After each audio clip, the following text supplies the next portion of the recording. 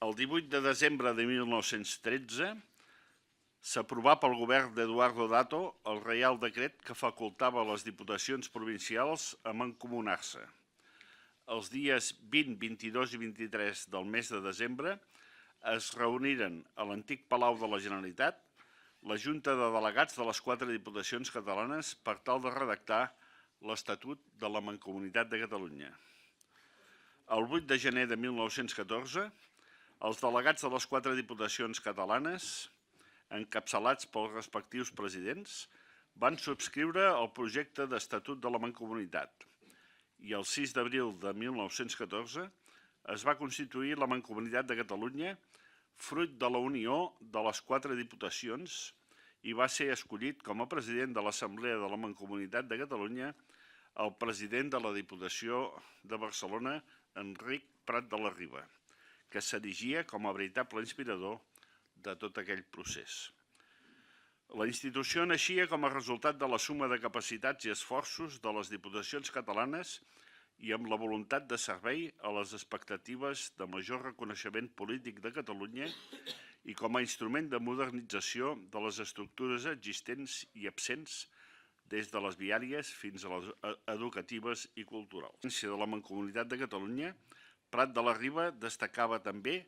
l'objectiu municipalista de la institució que complementava i ampliava el desplegat per la Diputació de Barcelona. Volem que els nostres municipis puguin dotar-se de tots els serveis d'instrucció, de policia urbana i aprofitament rural proporcionats a la seva importància, fins a arribar, entre l'esforç propi i el dels organismes superiors, a fer que no hi hagi ni un sol Ajuntament de Catalunya que deixi de tenir,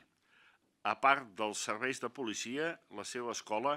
la seva biblioteca, el seu telèfon i la seva carretera. Per això calen grans institucions culturals i educacionals que creïn la llum que ha de guiar-los per camins propis i tota una xarxa d'institucions secundàries, tècniques i professionals i d'humanitats en les poblacions capitals de comarca que venen a vertebrar la vida catalana. En un període de temps certament breu, es van realitzar accions concretes per a la millora de la qualitat de vida i pel benestar de la ciutadania al temps que es posaren les primeres pedres d'institucions culturals, científiques i acadèmiques que han estès la seva actuació fins als nostres dies. La Mancomunitat de Catalunya va significar, en un període de temps certament breu, una gran aportació al progrés social, econòmic i nacional del nostre país i de la seva gent, al mateix temps que posar les bases per a estructures i institucions culturals, científiques i educatives que han estès la seva actuació fins als nostres dies.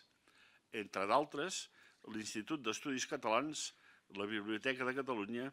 l'Escola Superior de Belles Arts, l'Escola Industrial o l'Escola de Treball. El proper any 2014 es compleixen 100 anys del naixement de la Mancomunitat i és per això que la Diputació de Barcelona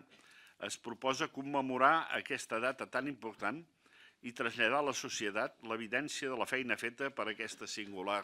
institució.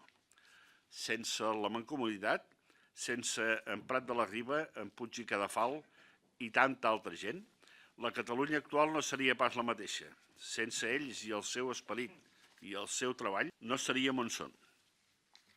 Perquè certament la gent de la Mancomunitat sabien el que feien,